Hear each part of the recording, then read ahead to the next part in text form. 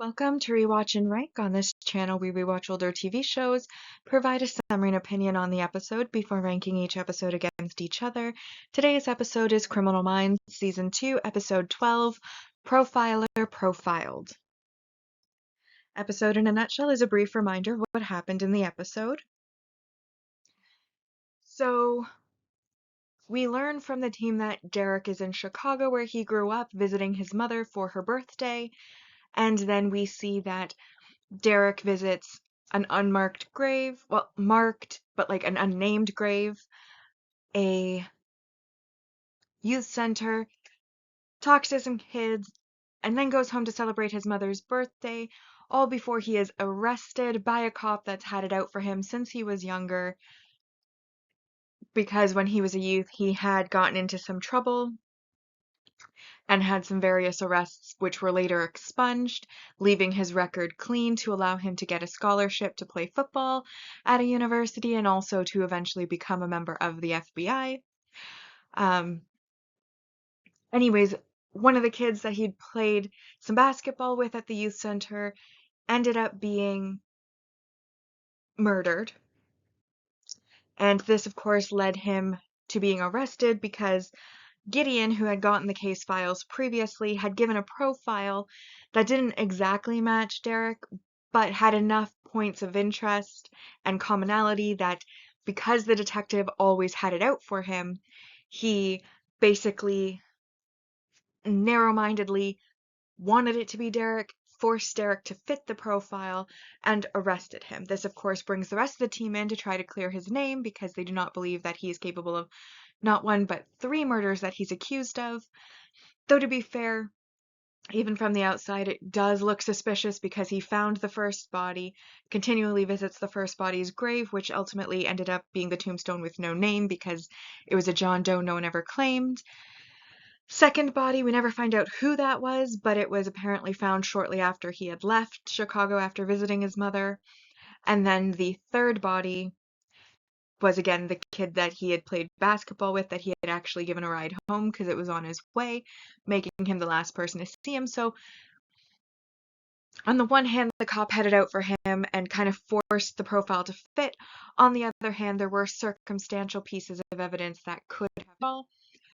The team then unearths several facts about his past, and eventually everything comes to a head because we learn that Carl Buford, who runs the youth center,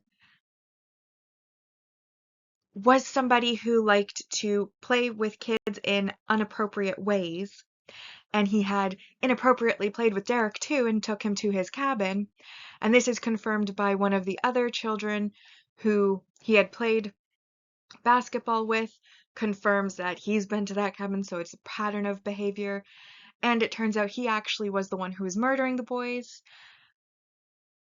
and set it up to kind of frame Derek, and Aaron is actually the one who put it together when he realizes that, after everything that Carl supposedly did for Derek, how he took over the father figure role when Derek's father was killed in the line of duty because he was a police officer, and all of that, the fact that they hadn't spoken in years meant something must have happened, and then when Derek escapes custody, he figures out what it is potentially that had happened, and so they then go to the youth center, find Derek confronting him about what he had done, and Carl then decides to tell him that he could have said no, which is a whole other can of worms, and ultimately, because they're there and they overhear this confrontation and Carl basically admitting it, Carl's the one who ends up getting arrested, and that is how the episode ends.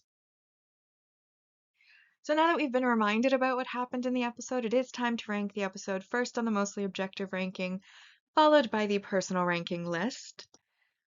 So in our mostly objective ranking, we start with our single episode supporting characters. This is the only episode in which Derek's mother appears, Fran Morgan, though she is spoken of or mentioned in other episodes. This is the only one she's physically on screen for. Then we have Detective Wally Dennison, who is basically the lead detective's hype man, yes man, and sidekick.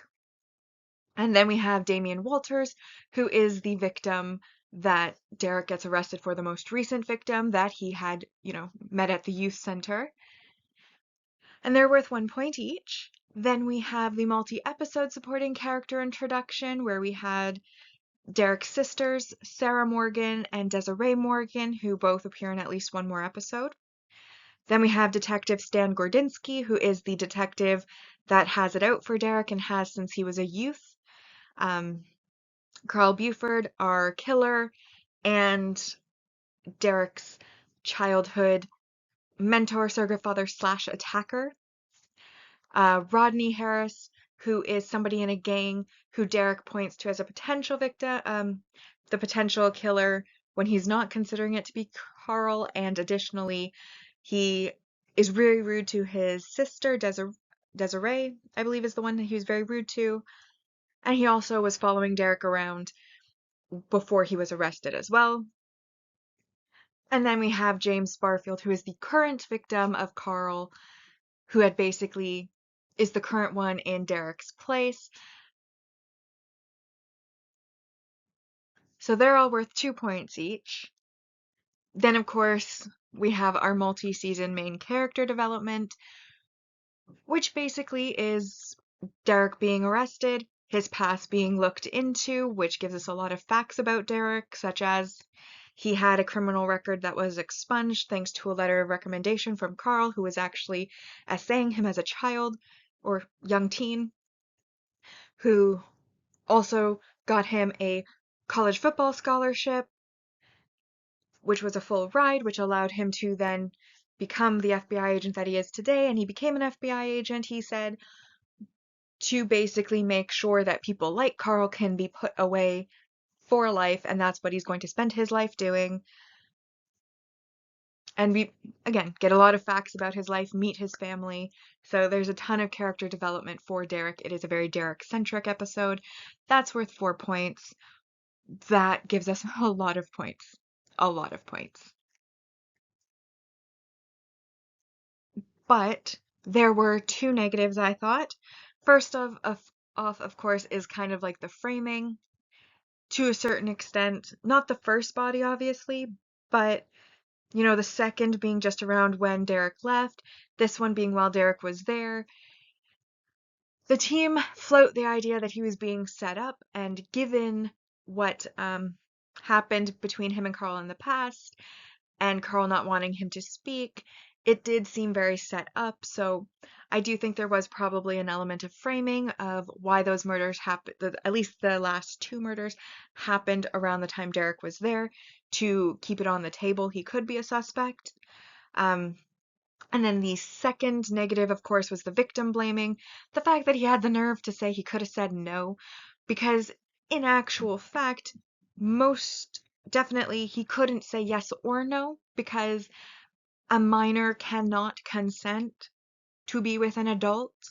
Therefore, even if he'd said yes, it would still have been no, because he cannot consent. And even in places that have laws typically where, an age difference, certain level of age difference is acceptable for like an adult and a minor, like for example, I think they call them Juliet laws, where, like if 2 people are close in age, but one becomes an adult before the other, there's like allowances made.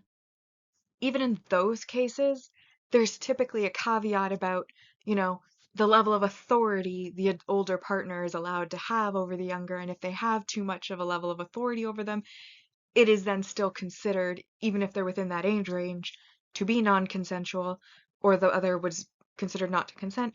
Though in this case, Carl was a full-on adult with a younger teen, so I don't think that even applies to this.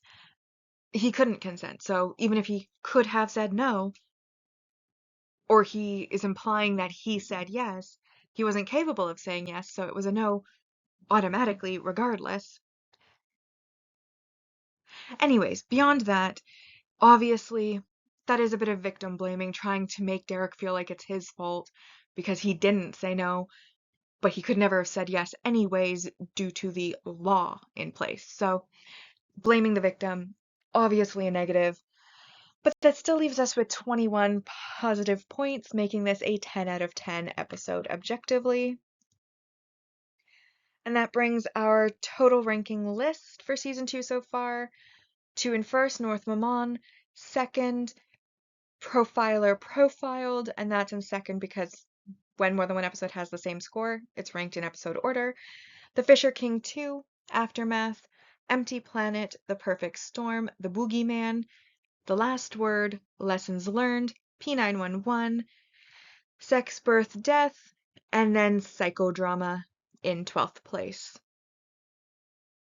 So I decided to give this episode personally a 10 out of 10, and I gave it a 10 because I really liked how they focused in on one of the team members and really developed that character, their past, their family, things that had happened to them. Something that we haven't really seen so far in other characters. Like season 1, the only one we really knew much about for most of the season was Aaron because he had a wife and a new baby. And then, at the end of season 1 into season 2 with the Fisher King episodes, we met like Reed's mother and found out about her. Um, but other than, and then like Elle when she got shot, which is also the Fisher King, which was end of season 1, beginning of season 2, we learned a little bit about her and her past. But for the most part, for the majority of season 1, we didn't really learn much about the characters beyond them just solving crimes. It was really more about the crimes, catching the killer, and they were just kind of the chess pieces being moved to catch the killer, but we'd learn about the killers and their victims and things like that, but not so much the team. Whereas I feel like now season 2, we started to expand a lot more on the characters and add a lot more depth to the characters that are on the main team. And of course, this episode was very Derek-centric, who is, of the male characters, my third favorite. Reed, of course, is number 1, Aaron number 2, but Derek's number 3. Overall characters, I'd probably put JJ and Garcia kind of up there, so probably about 5th favorite. But either way, that's not really relevant. That's just something I wanted to add in there, just like slip it in. But I really liked how we were developing the character, getting to know the past. I also kind of liked the messaging that came with that as well. A lot of times there's excuses made for people who are evil because they had a tragic past and people feel empathetic towards that past. And to me, I've personally never felt that way because to me, there's always a choice that's to be made. Because even if you suffer a tragedy, that doesn't mean you have to perpetuate that tragedy onto innocent other people who had nothing at all to do with that tragedy. You can choose to do better. You can choose to pull yourself up. You can choose to become a better person, to do good in the world. That is always a choice available to you. And in this episode, we learned Derek had a very tragic past. His dad died when he was young. He fell into criminal behaviors and in with people of poorer natures. Then he got out of that thanks to someone who became a mentor to him. But then we learned that that mentor victimized him in a completely different way that is arguably even worse. And yet he still was able to pull himself up, go to school, become educated, become a member of the FBI, and now he's able to do good in the world by putting away other criminals and people like those that had harmed him in his youth.